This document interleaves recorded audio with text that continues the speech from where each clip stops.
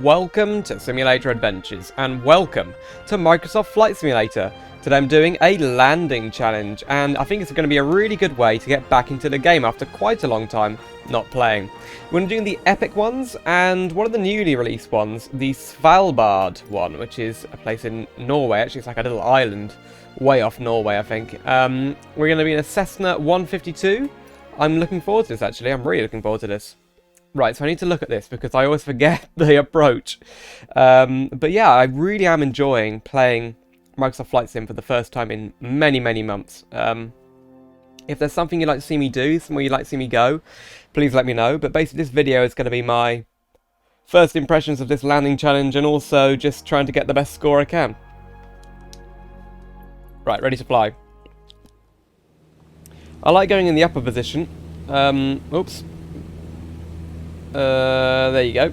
Fix that. Alright. So we're coming down to the left there. Now I am just using a Xbox One controller. But I think that's fine. Let's bring the throttle down just a bit. Look at how beautiful this game is. We're running at 60.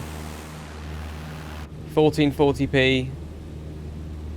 High graphics, I think. High to ultra, something like that. This new PC I've got really has done the trick for this game.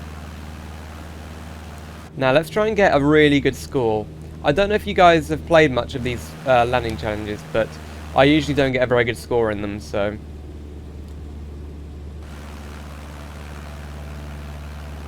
Right, we're coming down.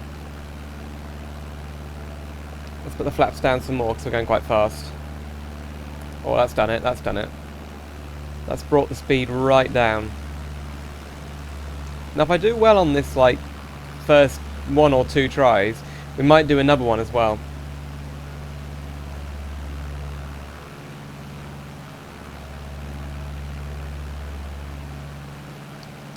Bring the throttle down a bit so we can drop a bit more altitude.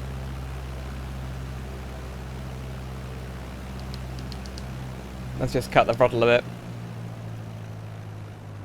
Actually, never cut it, I don't think. That's not a good idea when you're on final approach. I love this plane, though. It's really easy to fly. I mean, really fun to fly, actually. The Acrobat version is really easy to fly and really maneuverable.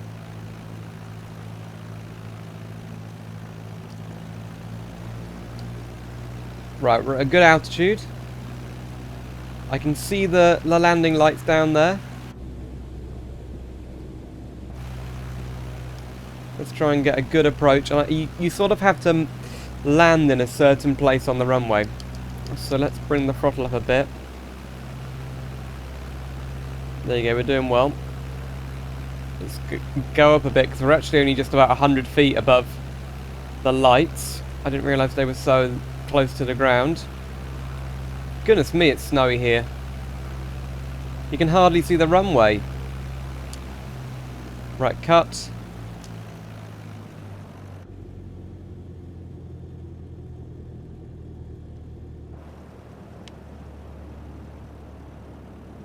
Oh, oh, that was a bit hard. That was a bit hard. Brakes. No, that was a bit hard. I don't think you'd have enjoyed that landing if you were in the plane.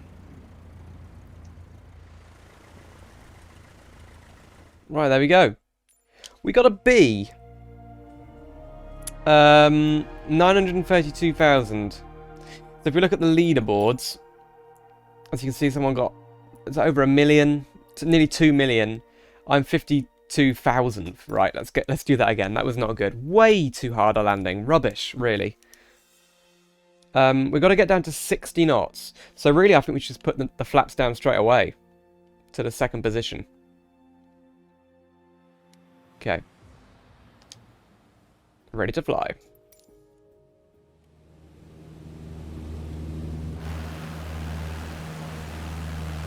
It's a good looking plane though, isn't it?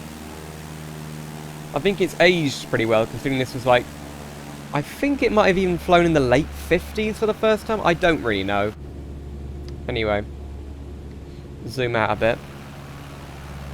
Drop some altitude because we're not actually dropping.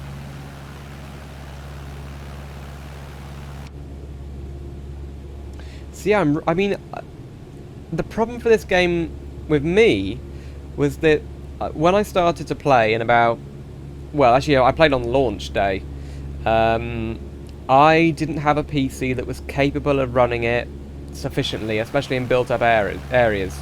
And my graphics card was okay, but the CPU was really letting me down. And this, more than any game I think I've ever played, especially in VR, is demanding, really demanding. And you can run it on almost any PC. I'm not gonna be I'm gonna be honest.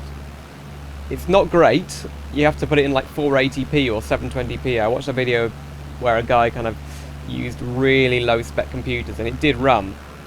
But if you can't run it at 1080p, then you know it's not really going to be a great experience, is it? But now it's on Xbox, so you know they've clearly done a good job to optimize it for that. I would love to be able to fly a plane if I could do an approach like this. And this, if you're a pilot and you're doing this, you are so lucky. And I'm sure that they use much bigger planes than this even, like sort of airliners, small airliners.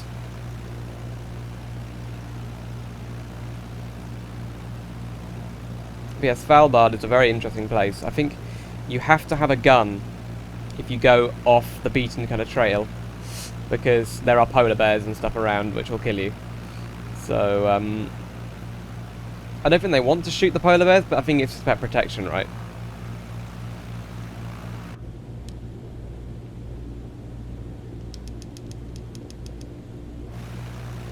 Bring the speed up a bit. Right, we're on a really good approach now. Let's just keep the plane kind of up. You see, the problem is it's all white, so it's hard to judge distance because there's no like different colours. Stall warning.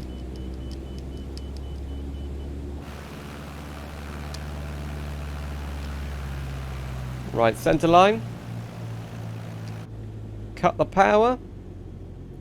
We basically want to start stalling right over here. Flare. Oh, better. Right, brakes. That was better. I got a B last time. I don't know what score I got. But, an A! 1.1 million, nearly 1.12 million. We got an A. Leaderboards, I am... Oh. Why did it say 0? Logbook. It's a bit weird, that. I don't know why it says 0. It must be just glitched or something. I mean, anyway, whatever. Doesn't matter, we got an A. So let's do one more landing challenge, because I mean that one didn't take a very long time, but I'd love to do a kind of similar one in a sort of a snowy region. Like, oh, we've got to do the Iceland one, right? In a caravan. Yes, 208B Grand Caravan. We've got to do this one. Now it's not snow, but that should mean we get a bit of a variety of scenery in this episode of Microsoft Flight Sim. So yeah, like I said before, if you want to see anything in Microsoft Flight Sim, maybe an add-on you like me to use, please let me know. I would love to do lots of videos on this game. I hope there's an interest out there for it, because this is a game I really have not played enough of. Let's go to the upper position, which just really helps. Whoa, where are we going? Where are we going? Flaps. That's max flaps, actually.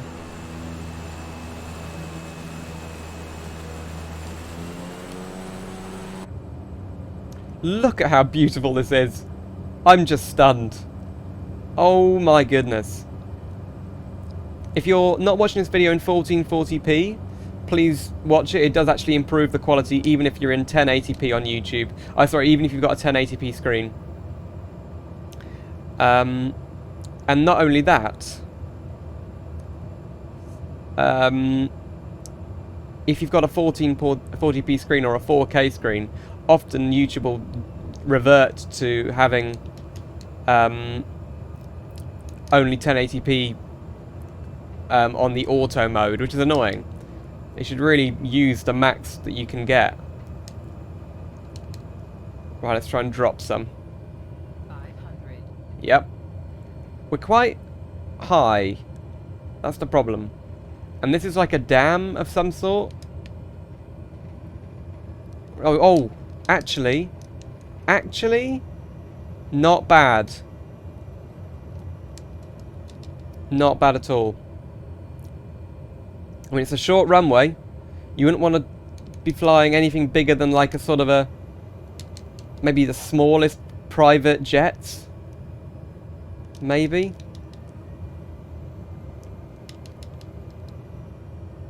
Try and get into the center line. Cut the power. Not bad. Not bad. I mean, I am using an Xbox One controller, but I will probably move to having my joystick, my Cytec joystick. 1.4 million. That's not bad. But why does it come up with 0? It must be some kind of glitch. I don't know. Anyway. I actually did pretty well there. Right. Back to main menu. So there we go. That's a bit of Flight Simulator. Quite a short video, just showing you some of the really cool things you can do. I forget where. Can we search Svalbard? Svalbard. Look, it's all the way up here. Let's change that map. Look, it's all the way up here. Crazy, crazy place. And Iceland's obviously underneath all this cloud. Anyway, thank you very much for watching, and I will see you soon for some more simulator adventures. Thanks for watching.